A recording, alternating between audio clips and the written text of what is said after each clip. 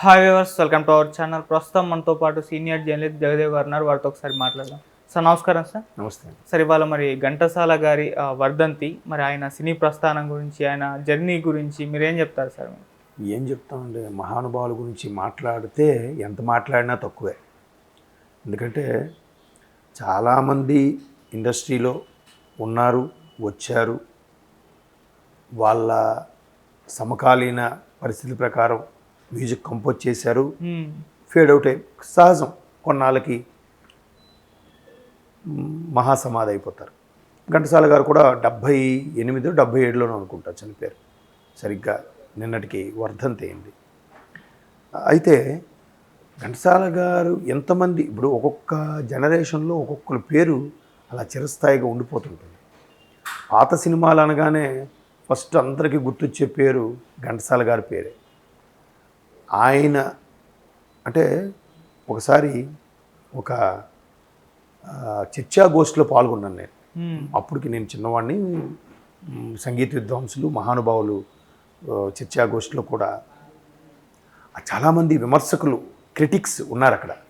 వాళ్ళందరి అభిప్రాయం కూడా మేము ఎన్నో జనరేషన్లు, ఎంతోమంది పాన్ ఇండియాలో, అంటే ఇప్పుడు పాన్ ఇండియా మూవీలు అప్పుడు లేవు కదా, భారతదేశం మొత్తం మీద కూడా వివిధ భాషల్లో రకరకాల సింగర్స్, సంగీత విద్వాంసులు ఉండేవారు. కానీ ఘంటసాల గారు లాంటి గాత్రం, అటువంటి పెక్యులర్ వాయిస్ ఎవరికీ లేదు అనేది ఆ చర్చాగోష్ఠిలో ప్రధాన అంశం. విమర్శకులు కూడా ఆయన వాయిస్ ఎవరు ఇమిటేట్ చేయలేరబ్బా, భలే డిఫరెంట్గా ఉంటుందబ్బా అనేవారు. అంటే అలాగా నేను విన్న వాటిల్లో మహమ్మద్ రఫీ గారు వాయిస్ అదొక డిఫరెంట్. అంటే ఆ సమయంలో, ఆ రోజుల్లో ఘంటసాల గారిది ఒక డిఫరెంట్. అంటే అంత చక్కగా గాత్రం. ఆయన పైగా సంగీత మ్యూజిక్ కూడా కంపోజ్ చేసేవాడు. ఎంత ఫెమిలియర్ అంటే ఇప్పుడు ఒక మాయాబజార్ లాంటి సినిమాకి కంపోజ్ చేసింది ఘంటసాల గారు. అయితే దాంట్లో కూడా చిన్న ట్విస్ట్ ఏంటంటే, అప్పుడులో కోదండపాణి గారు, సాలూరు రాజేశ్వరరావు గారు మహా విద్వాంసులు, మహా సంగీత విద్వాంసులు. వాళ్ళు ఇప్పుడు అంటే ఇప్పుడు తక్కువ చేస్తున్నాను కదా నా ఉద్దేశం.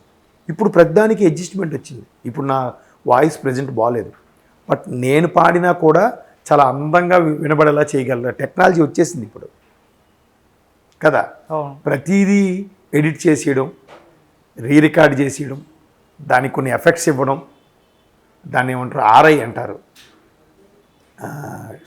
డిఐ, డిజిటల్ ఇంటిగ్రేషన్ చేసేస్తే ప్రతిదీ కూడా వాయిస్ సూపర్గా అయిపోతుంది. టెక్నాలజీ వచ్చేసింది. ఆ రోజుల్లో టెక్నాలజీ లేని రోజుల్లో అంత బాగా పాడేవారంటే ఎంత అద్భుతం, ఒకసారి ఊహించుకో. అది గొప్ప. అయితే మాయాబజార్ కూడా సాలూరు రాజేశ్వర గారు ముఖ్యంగా 4 పాటలు కంపోజ్ చేశారు. ఆ 4 అద్భుతం. మిగతా పాటలు ఈయన చేశారు, బ్యాక్గ్రౌండ్ స్కోర్ అంతా ఈయన చేశారు. కానీ ఈయన ఘంటసాల గారు అనగానే అందరికీ ఫస్ట్ గుర్తొచ్చేది ఏంటో తెలుసా? భగవద్గీత కదా. ఎంతో అద్భుతంగా 108 శ్లోకాలు ఎన్నో చేశారు. మొత్తం అన్నీ చేయకపోయినా ముఖ్యమైనవి. శ్లోకం పాడటము, దానికి వివరణ అద్భుతం నిజంగా. కాకపోతే దురదృష్టవశాత్తు అది మన చావు కార్యాల్లోనూ బ్యాడ్ థింగ్స్ అయినప్పుడు పెడుతున్నారు. కాదు, ఘంటసాల గారి భగవద్గీత ఆల్వేజ్ టు హియర్. ఎప్పుడైనా వేసుకోవచ్చు, ఎప్పుడైనా వినొచ్చు. ఎంత ప్లెజెంట్గా, ఎంత వినసొంపుగా ఉంటుందంటే మనసుకు చాలా హాయిగా ఉంటుంది. మీరు ఎప్పుడైనా వినండి, చాలా హాయిగా ఉంటుంది. దేవాలయాల్లోనే వేయాలి, ఇంట్లో వేయకూడదని ఒక బ్యాడ్ క్రియేట్ చేశారు. కానీ అది తప్పు. చాలామంది ప్రవచనకర్తలు కూడా చెప్తున్నారు, చాగంటి గారు, గరికపాటి వారు. కరెక్టే. అది చావు మేళం దగ్గర ఇంట్లో వేసుకోకూడదు, ఆ తర్వాత చావు మేళం అప్పుడే వేయాలి, దేవాలయాలు వేయాలి, అది కాదు. ఘంటసాల గారి భగవద్గీత ఎప్పుడైనా వినొచ్చు. నెక్స్ట్ ఇంకొకటి, ఘంటసాల గారు అనగానే వెంటనే గుర్తొచ్చే అంశము, కలియుగ ప్రత్యక్ష దైవం వెంకటేశ్వర స్వామి. ఆయన ముందు, ఆయన గర్భగుడి తిరుమల కొండ మీద ఆనంద నిలయంలో స్వామి ముందు కచేరీ చేసిన ఏకైక విద్వాంసుడు ఎవరైనా ఉన్నారంటే ఘంటసాల గారు ఒకరే. శేషశైల వాస అనే పాట ఉంటుంది, మీరు ఇప్పటికీ యూట్యూబ్లో కొడితే.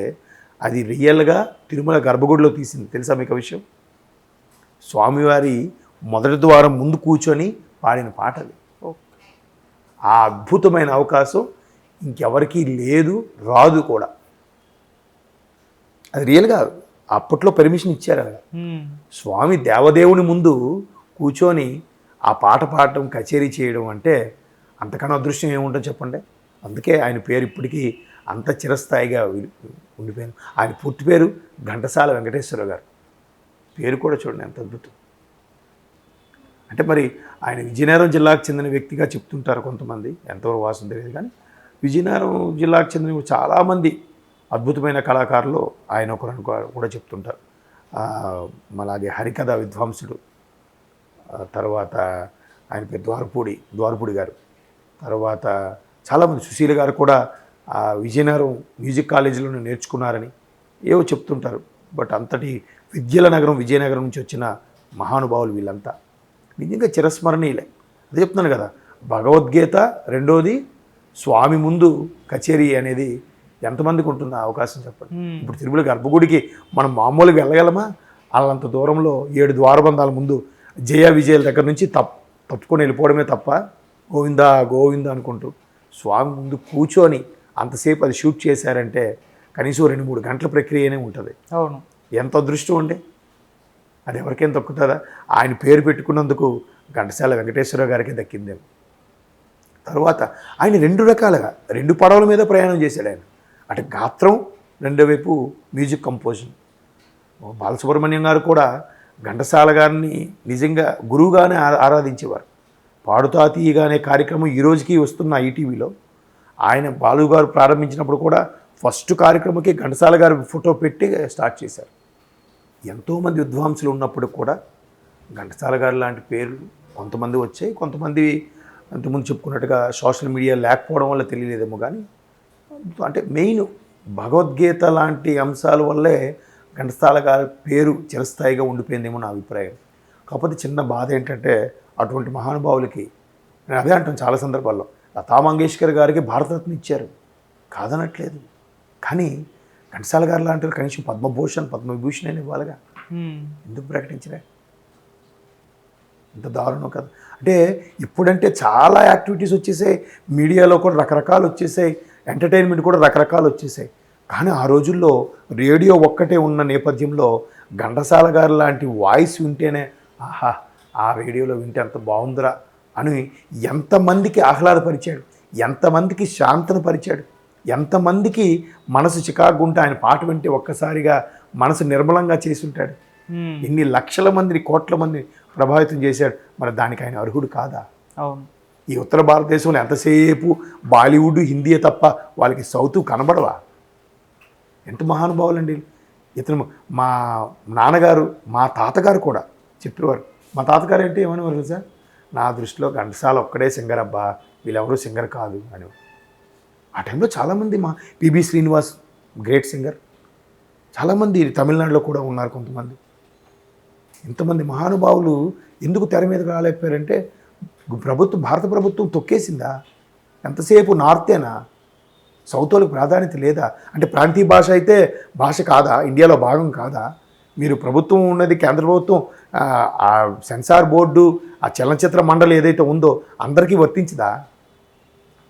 అలాంటి విషయాలు బాధ అనిపిస్తుంది.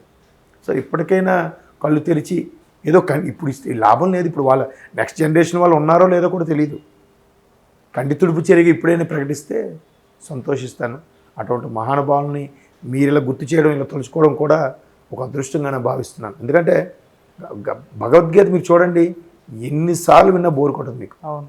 ఎంత ప్లెజెంట్గా ఉంటుంది. మళ్ళీ ఎవడైనా చేయగలిగాడా అటువంటి క్యాసెట్ని? ఎవరైనా. బట్ రీసెంట్గా ఆయన మన శాస్త్రి గారు చేశారు. జర్నలిస్ట్ భావజాలం ఉంది కాబట్టి ఆయన ఒక్కడైనా మనకి మన పేరెట్టి గంగాధర్ గారు. బట్ ఘంటసాలలాగా చేయలేకపోయారని ఆయన కూడా చెప్పారు. చేయలేరు కూడా. అంత అద్భుతం. అంటే సాక్షాత్తు భగవంతుడు ఆయనలో దూరి చేయించాడేమో. చివరి స్టేజ్లో చేసాడట. అది కూడా ఆయన ఘంటసాల గారు. నేను నేలుగా సినీ పరిశ్రమలో ఉండి సినిమాకు సంబంధించిన పాటలు చేస్తున్నాను, కానీ నా జీవితానికి ఏదో సార్థకత ఉండాలనే ఉద్దేశం, ఆ సంకల్పం ఎందుకు కలిగిందో భగవంతుడే కలిగించాడేమో. అటువంటి మచ్చుతనకు ఒకటి వదిలేసి వెళ్ళిపోయాడు ఆయన. సో రియల్లీ వాళ్ళు నిజంగా లెజెండరీ మ్యూజిషియన్స్.